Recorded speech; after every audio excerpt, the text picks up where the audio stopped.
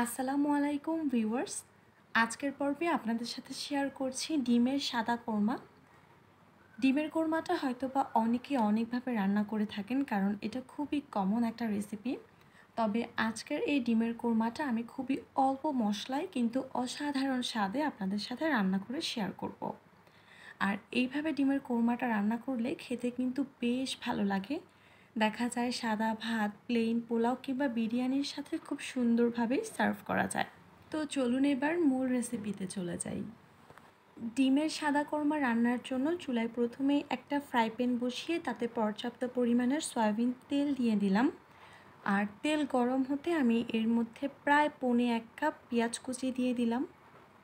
এই পেঁয়াজগুলো প্রথমে আমি ভেজে বেরেস্তা করে নিব। আর ডিমের সাদা কোরমা রান্নায় আমি কোনো পেঁয়াজ কুচি ব্যবহার করব না, ডিরেক্ট পেঁয়াজ বাটা ব্যবহার করব।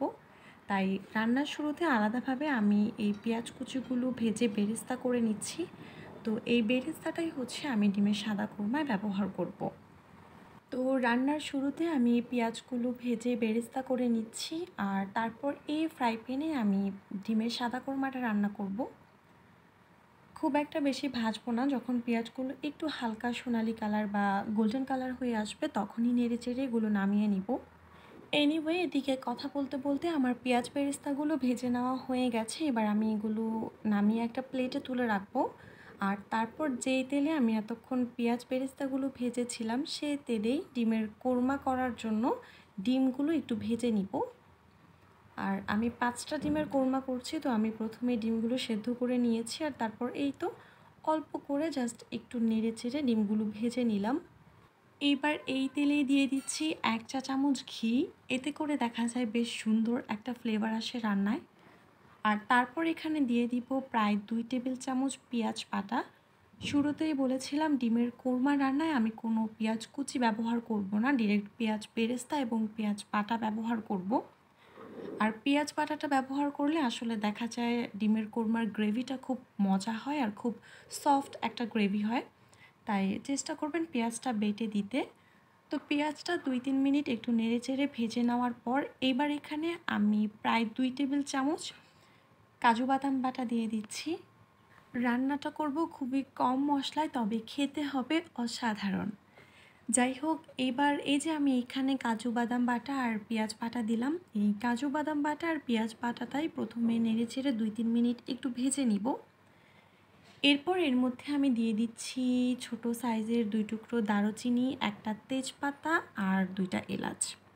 এইবার ডিমের এই সাদা কোরমায় অল্প করে অ্যাড করে দিব গরম মশলা। এখানে আমি 1/2 চা চামচের মতো গরম মশলা দিয়েছি।